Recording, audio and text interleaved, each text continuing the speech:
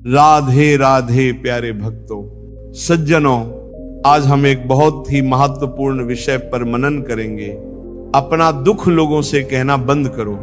बेटा, ये बात जितनी साधारण लगती है उतनी ही गहरी है। हम में से अधिकतर लोग जब भी कोई कष्ट आता है तो दौड़ पड़ते हैं किसी को सुनाने के लिए। किसी को फोन कर देंगे, किसी को रोकर बता देंगे, किसी के सामने अपना दुख बहा देंगे। पर क्या उससे दुख कम हो गया? नहीं, बल्कि मन और भारी हो गया। भक्तों, संत कहते हैं, जिसने दुख सहकर प्रभु का स्मरण किया वही सच्चा साधक हुआ, और जिसने दुख को दुनियादारी की बातचीत में उड़ेल दिया वह कभी भी उस अमूल्य आत्मल को प्राप्त नहीं कर पाया। देखो बच्चा, जब तुम किसी से अपने दुख कहते हो तो 3 नुकसान होते हैं। पहला, सामने वाला तुम्हारा दुख सुनकर खुश भी हो सकता है। इस दुनिया में सब तुम्हारे हितैषी नहीं है। कुछ तो ऐसे होते हैं जो तुम्हारी तकलीफ में भीतर से मुस्कुरा रहे होते हैं। दूसरा, जब तुम बार बार किसी से अपनी परेशानी कहते हो तो वह व्यक्ति तुम्हें कमजोर मानने लगता है। भले ऊपर से कुछ ना कहे, लेकिन भीतर से सोचता है, अरे इसका मन बड़ा कमजोर है, ये तो हर बात पर टूट जाता है। और तीसरा, हर बार दुख कहने से वो बात तुम्हारे मन में और गहरी बैठ जाती है। तुम्हें लगेगा कि कह देने से हल्का हो गया, पर सच्चाई ये है कि बार बार बोलने से वो पीड़ा स्थायी रूप से तुम्हारी चेतना में बस जाती है। संत तुकाराम जी महाराज कहते थे, जब मन दुखी हो तो उसे नाम में समर्पित कर दो। बोलने से हल्का नहीं होगा, रोने से नहीं बुझेगा, केवल राम नाम से ही शांति मिलेगी। अब मैं तुम्हें एक सच्ची घटना सुनाता हूं। एक गांव में एक वृद्ध भजनानंदी रहते थे। उनका नाम था हरिदास जी। घर में कठिन स्थिति थी। बेटे उन्हें ताने मारते थे, बहू तिरस्कार करती थी, और पोता पानी तक नहीं पूछता था। लेकिन 70 वर्ष की अवस्था में भी उनका चेहरा शांत रहता था। गांव के कुछ लोग बोले, बाबा तुम्हारे जीवन में इतनी परेशानी है, फिर भी तुम्हारे चेहरे पर इतनी शांति कैसे? हरिदास जी बोले, मैं दुख को भगवान से कहता हूं, दुनिया से नहीं। जब तक लोगों से कहता था दुख बढ़ता था, लेकिन जब प्रभु के सामने आंसू बहाए तो भीतर हल्का हो गया। प्रेमी आत्माओं, इसलिए कभी भी अपने दुख का मेला मत लगाना। हर किसी को मत बताना कि तुम क्या झेल रहे हो। जिनसे कहना है वो तो केवल 2 हैं, एक भगवान, दूसरे तुम्हारा सच्चा गुरु।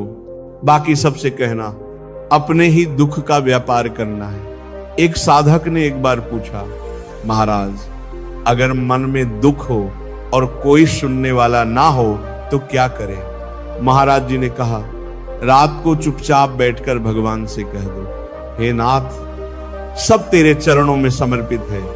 मैं कुछ नहीं जानता, बस तू ही जानता है। मुझे तो केवल तेरा नाम जपना है। इतना कहकर आंखें बंद कर लो और राम राम का जप शुरू कर दो।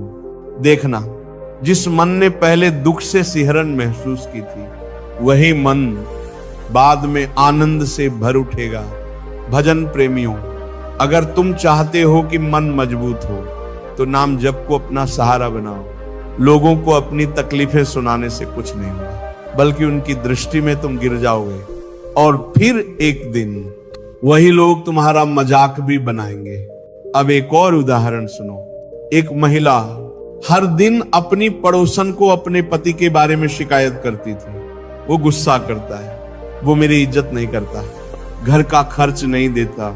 एक दिन वही पड़ोसन उसी की बातों को दूसरे लोगों में चटकारे लेकर सुना रही थी। उसी महिला की निंदा हो रही थी।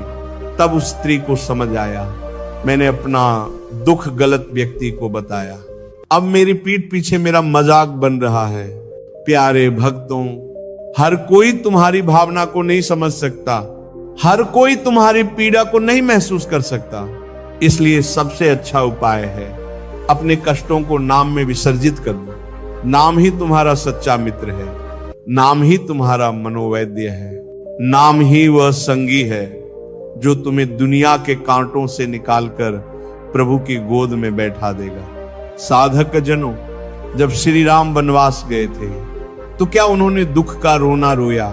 नहीं, उन्होंने प्रभु की इच्छा मानकर उसे अपना सौभाग्य माना।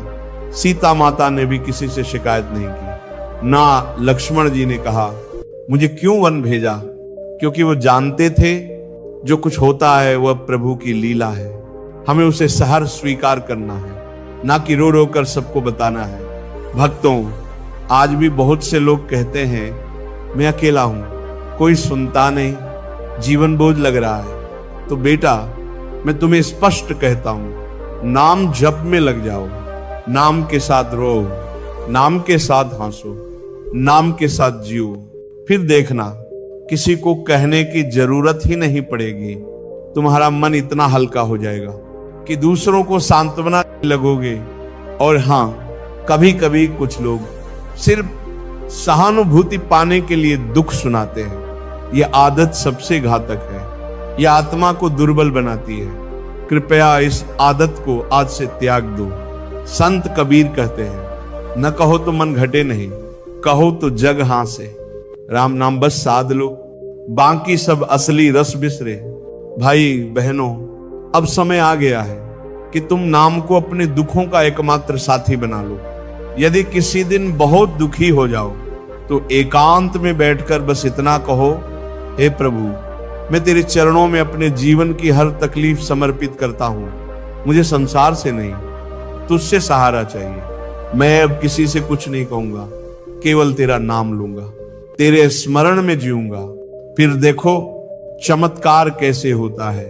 तुम्हारा दुख खुद पिघल जाएगा, तुम्हारे अंदर एक नई शक्ति उत्पन्न होगी, और वही शक्ति तुम्हें दुनिया की नजरों से नहीं, प्रभु की कृपा से पहचान दिलाएगी। इसलिए प्यारे भक्तों, आज से एक संकल्प लो, अब कोई दुख किसी को नहीं कहूंगा, सिर्फ नाम जप में ही अपना सब कुछ समर्पित करूंगा।